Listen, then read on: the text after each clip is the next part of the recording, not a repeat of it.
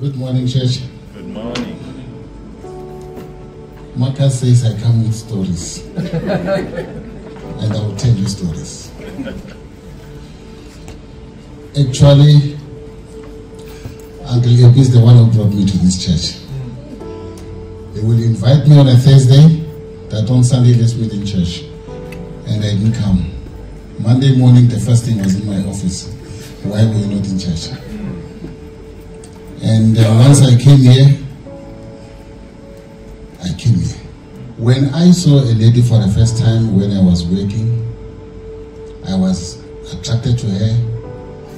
I proposed her and told her that I love her. She said, I saw you sitting here all the time and you were not drinking. Do you drink alcohol? I said, no.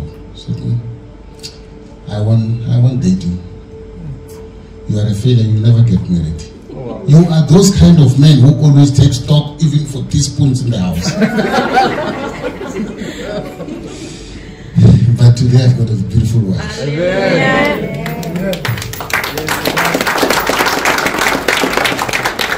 And when I was working, I had my immediate superior. Oh, I once told you that we were poor at home. So my parents were not even working when I was born.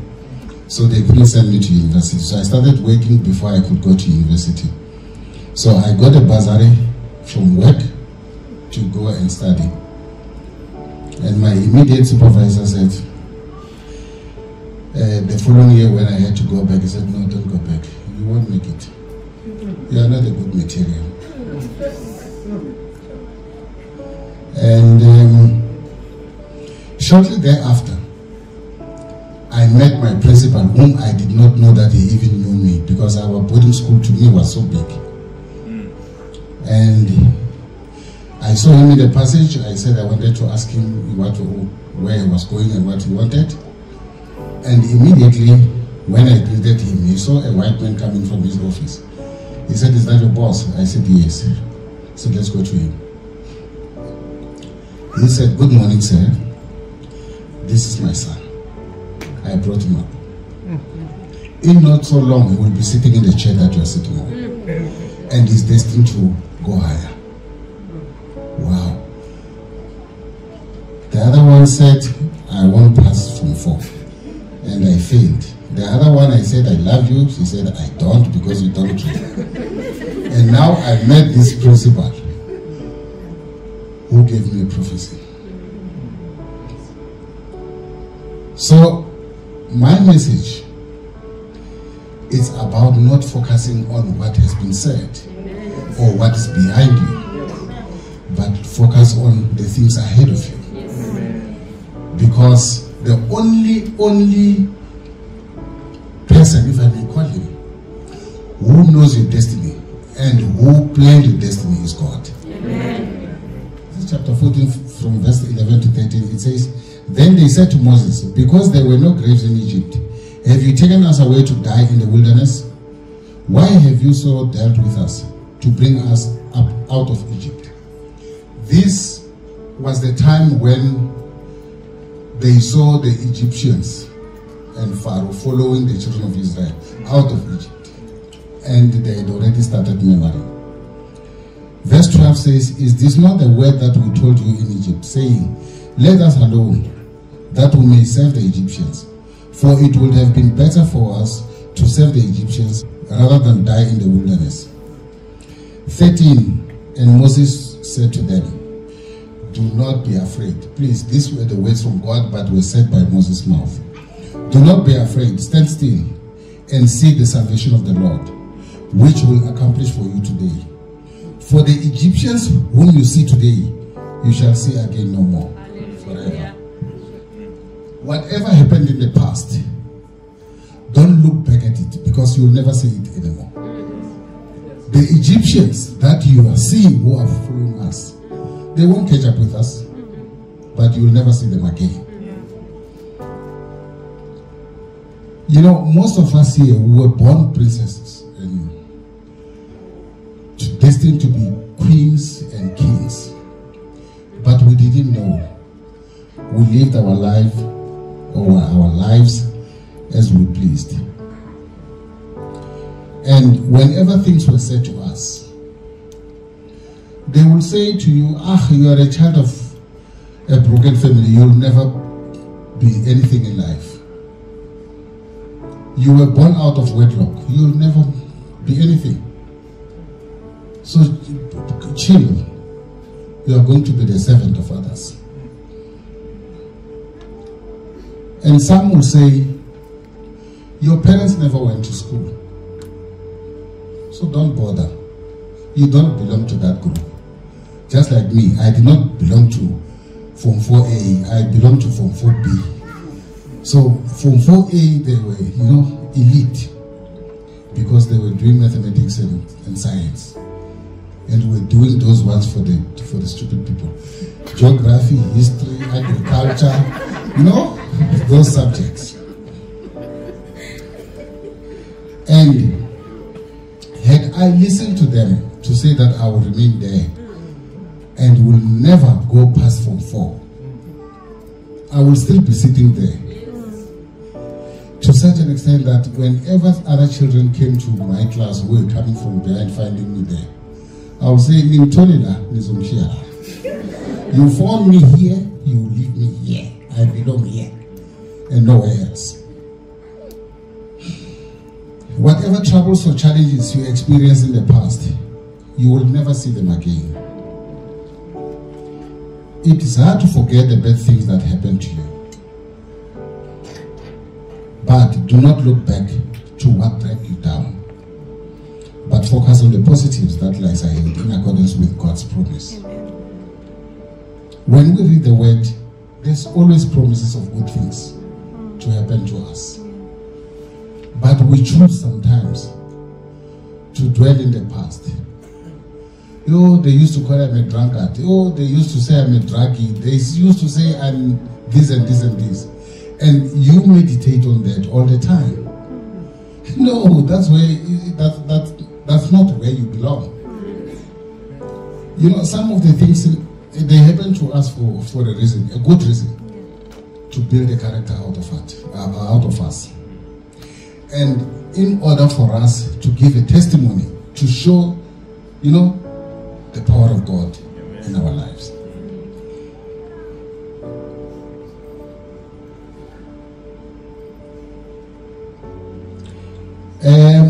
You remember Lot?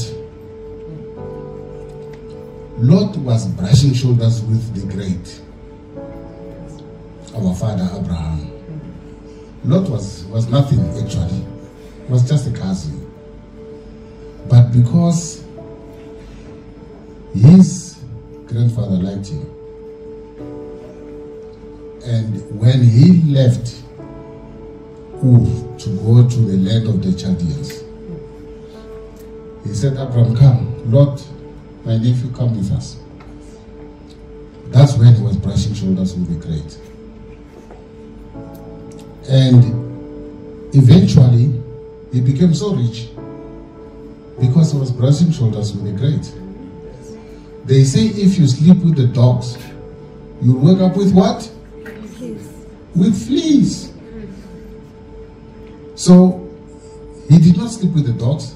He slept with the rich, the wealthy. He became wealthy to such an extent that his stock and Abraham's stock were too much, and their shepherds started to fight between themselves. And Abraham, with his confidence in God, he said to Lot, choose where you want to go. I will take the other way down. He chose Sodom and Gomorrah. Hey, this name, whether people are believers or not, when you tell them about Sodom and Gomorrah, hey, they know. In Sizulu, they say Ziyabuya Labo. But Abraham took a different route. And when they left Sodom and Gomorrah, Genesis chapter 19, verse 17. So it came to pass when they had brought them outside that he escaped. And those two angels, you remember, the ones who rescued him, Escape for your life. Do not look behind you, nor stay anywhere in this place. Escape to the mountains, lest you be destroyed. That was the direction or the directive from God. Lord changed it immediately. He said, hey, if I go to the mountains, I think it's too far. There's a little town here. I think it's small enough. Won't we be safe there? Let me go there. And because he was not the chosen one, they said, it's fine. We'll try to protect that little town. Go there. But do you imagine what could have happened to Lot had he gone to the mountain? He could have grown even much more. But he limited the blessings that God gave him. When we live every day, we should never challenge God's directive.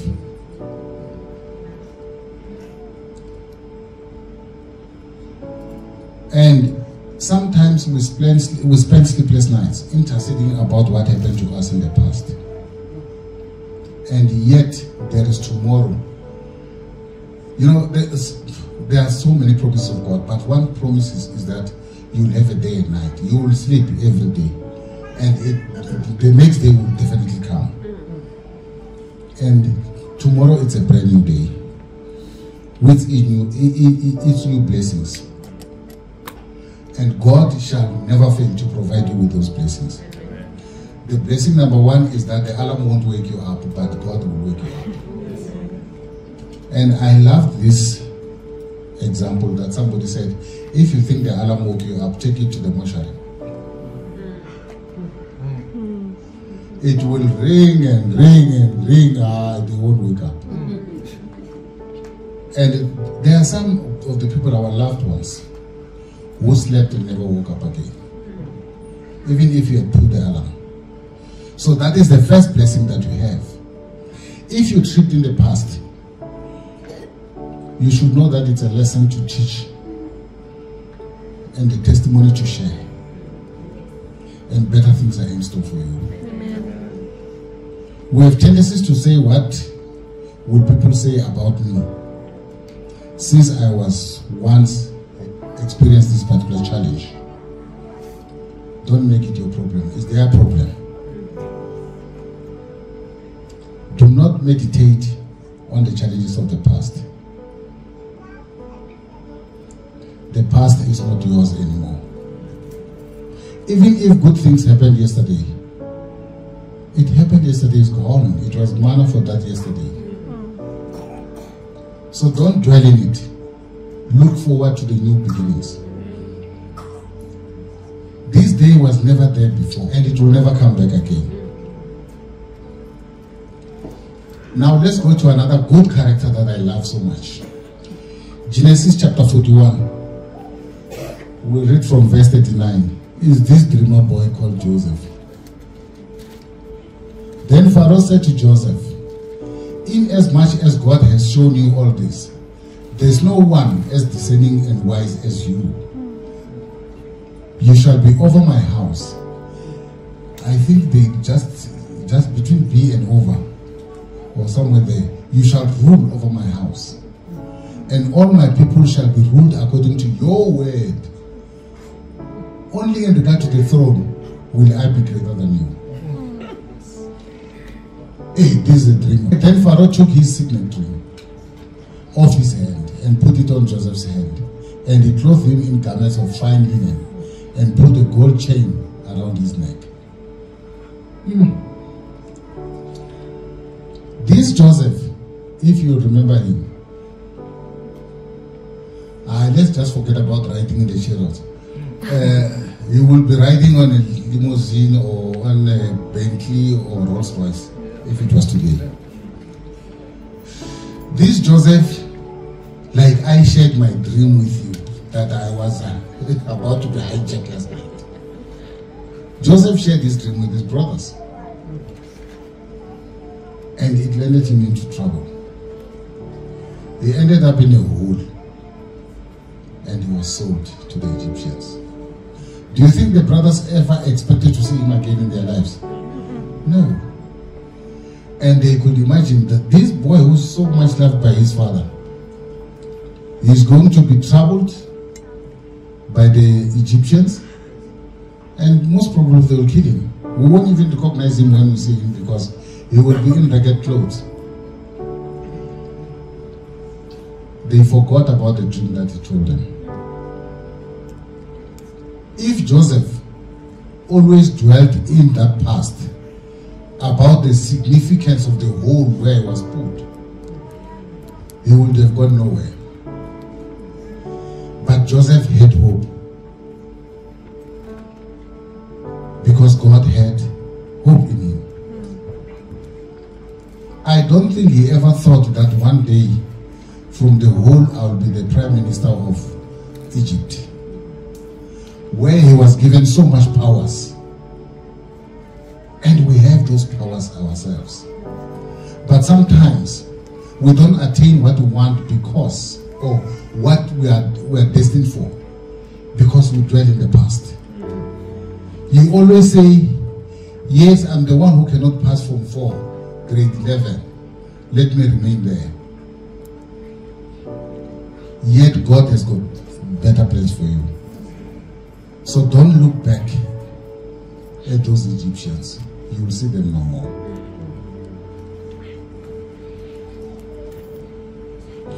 Joseph never meditated on what his brothers did to him.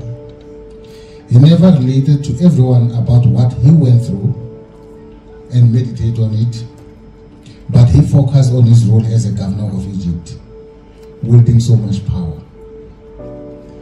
When he was in prison, he did not always keep on saying, yeah, I was sold by my brothers. I've got 11 brothers. They hated me so much. My dad loved me. I think he's dead wherever he is now, but he loved me and they put me in the hole and they sold me. No, he didn't do that. He continued to do what God wanted him to do to serve the nation. He continued to interpret dreams for people because that is the wisdom that God gave him. He gave him discerning spirit. That discerning spirit of Joseph, it's in you. If you happen to have this hiccup for a little while, don't ever create a monument for it and say that this is my destination. It's just a pause. When God has destined you for bigger things, you'll attain them. Let me just pause a little bit. That teacher, I told you the other day, that teacher who told me that I will never pass from 4, indeed, I did not pass. But when I went to register the following year and said to the clerk who was registering us, I said, no, from 4B. He said, hey, you love from 4B too much. You are from 5B. I said, no, I failed. He said, no. And he took out, what do they call that big book with results? And he showed me that we've passed. And he phoned my brother, my elder brother. Some of you might have seen him. When he visits me, he comes to church. And he said to him, no, this young man has passed. That report is not accurate. Then he said, the teacher wanted him to repeat, let him repeat. I was very angry. But I had no choice because my brother had authority over me. I regarded him as my dad because my dad had passed on at that time. And he was responsible for my school fees. So what else could I say? I repeated. Fast forward. One day I was a prosecutor in the regional court. He was now a principal in another school. They broke into school, they stole things. The thieves, the crooks, like Willard said, they got caught. And the principal came to school. I called him to interview him before he could testify. I consulted with him. Then he said, Sam, is it you? I said, yes. "Are you really a prosecutor?" I said, "Yes." "In the regional court?" I said, "Yes." He said, "Wow." I helped him. The crooks were convicted and they were sentenced. The other crooks came back. They broke into his school. They were arrested. When they came back, I was not only a prosecutor, I was a magistrate. He said to me, "Sir, I am now a magistrate, but he can see." I am. His prophecy of trying to destroy me failed dismally. And had I believed that I would never pass Form 4, I wouldn't have been a magistrate then. And I was a magistrate at a very early age. I was still in my 20s. And he was so surprised. And he showed so much love to me. Not that I have not forgiven him, that I'm relating the story. I forgave him. Then fast forward again, one day his daughter had some problems, marital problems, that she even diverted to using drugs. She was living in Camden Park. Guess whom he called? I didn't know that he had my number. He called me. He said, "Please go and rescue my daughter." And I went to see her. I spoke to her. And she became a better person. It's unfortunate, I don't know what happened somewhere along the way. She passed on some few years later. But one thing that I know, he knows what I have achieved. Recently, I went home. I met him, I don't know where he read it. He said to me, "Oh, Sam, I heard that you are no longer a magistrate." I said, "No, I'm still a magistrate." No. I heard you are a judge now." And I said, "Not that quick." But sometimes you see these kind of things happening. You think God is laying a table before your enemies, for them to see and witness your progress in life. And what I want to encourage you about is that never look back. Because your destination is much better than that. You might think that, where am I? Irrespective of age. I saw the other day, I read in some news, they said a 69 years old man, he won lotto of 160 something million. And that man never experienced being a millionaire in his life. But he will die a millionaire. I'm not encouraging you about the lotto.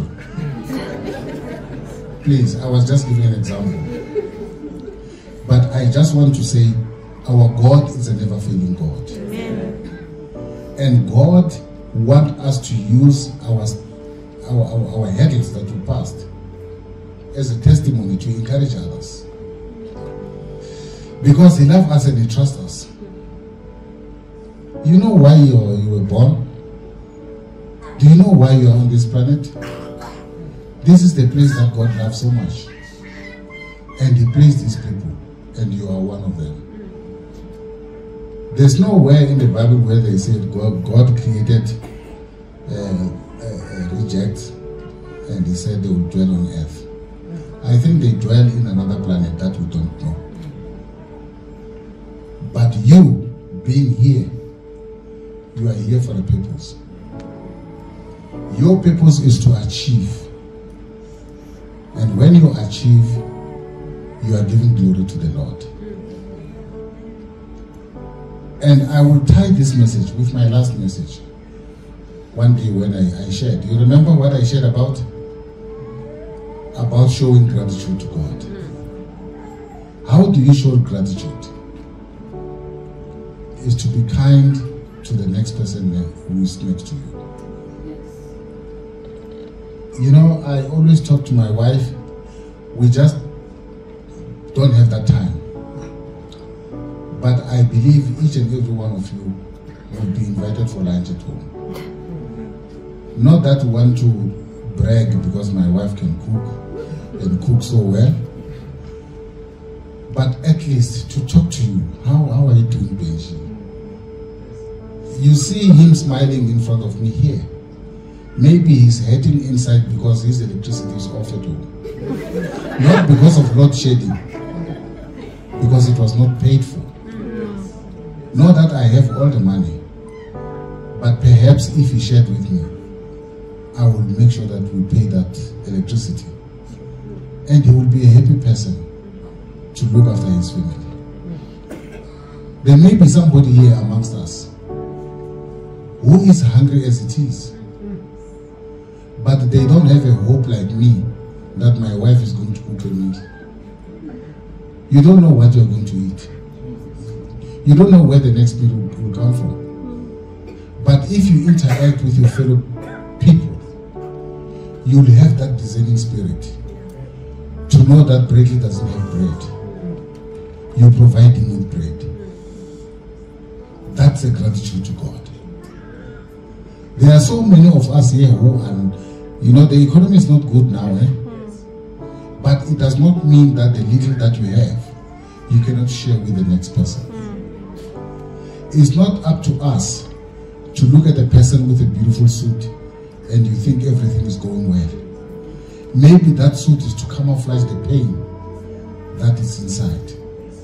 I read somewhere a while ago where they said if you feel you are down, you feel things are not going well for you, dress to kill. And you go out with confidence in the street and everybody will be admiring you. Yet, hey, if they stand next to you, they will hear things from your stomach.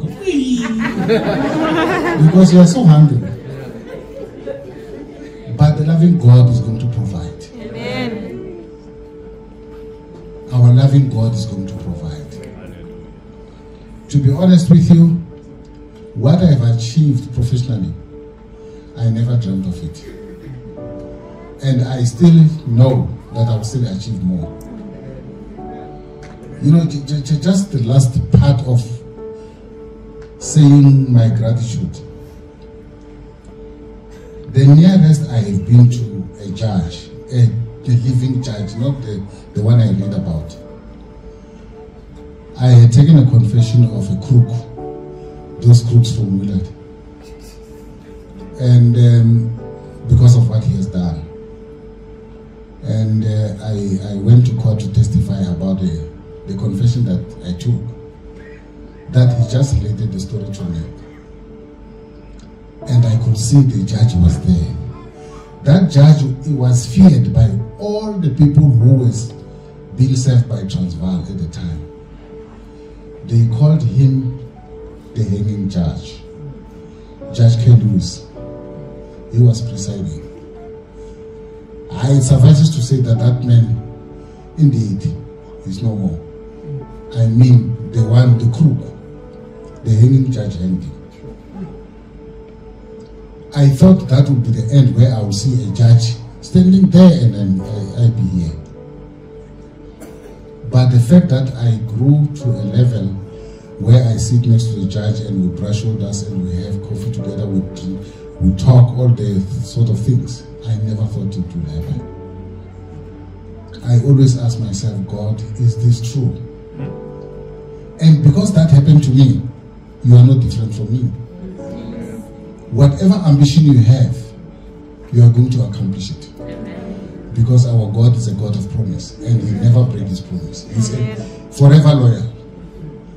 But it's us who hold ourselves back because of looking back.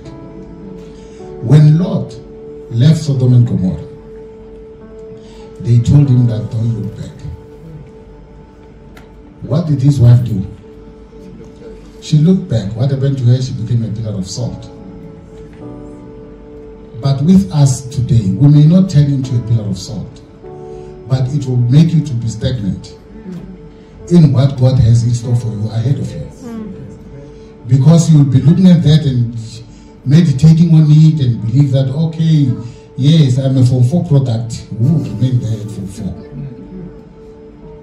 And don't realize that the person who made you to stay at Form 4 for 1 year will be the person who will admire you one day and need your advice and seek your help, because God is great.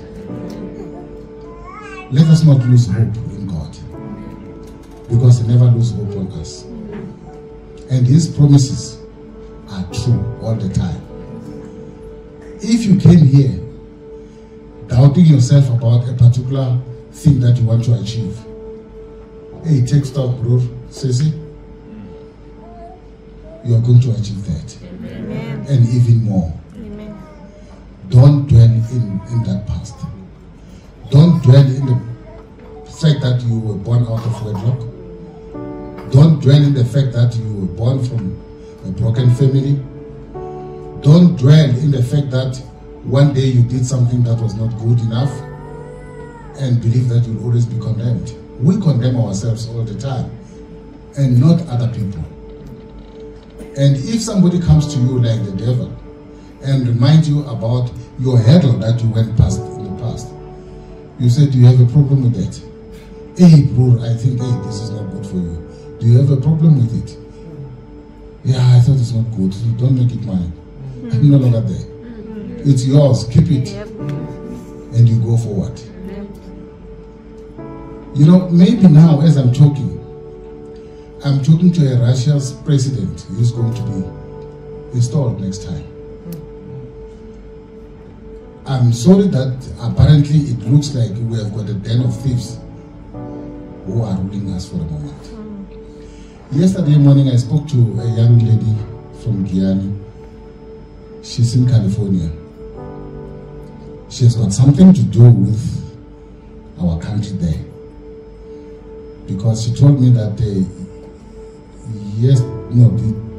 this morning, hey, we've got 9 hours time difference. She was going to have a conference with the South African consul. Or consulate. Not the cigarette. And she said she was in Britain for a certain period. And when people asked, where are you coming from? You said South Africa. I said, wow. Because South Africa was looked at as a breadbasket of Africa. She says today when she's in America and they say, where are you from? South Africa. I say, ooh, what's happening there? Because of some people who are being disgraceful. Some of you never thought that you can be a politician.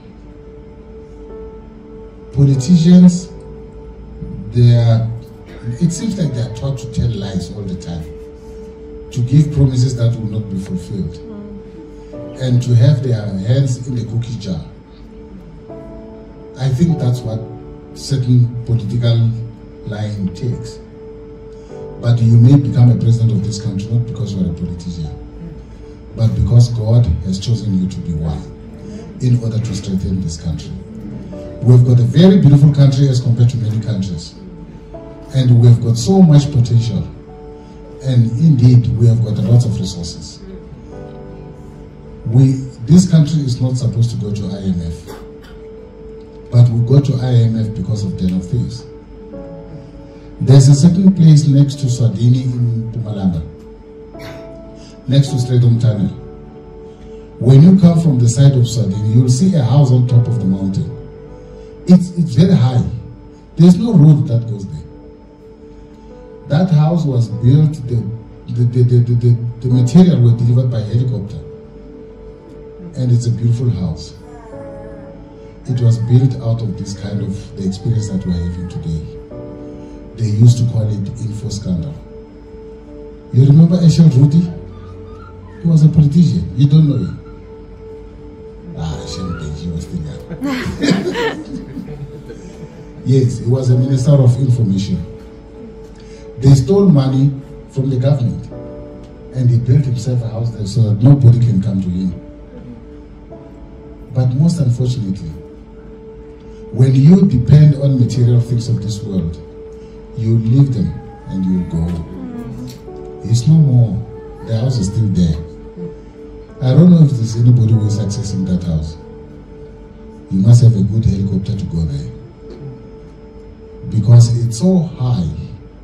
And around that particular area, I don't know what you call this, you know. I think it's causing a certain pressure. If your helicopter is not a good one, I won't manage. So God has destined you for better things. Don't look back, because those Egyptians, you'll see them no more.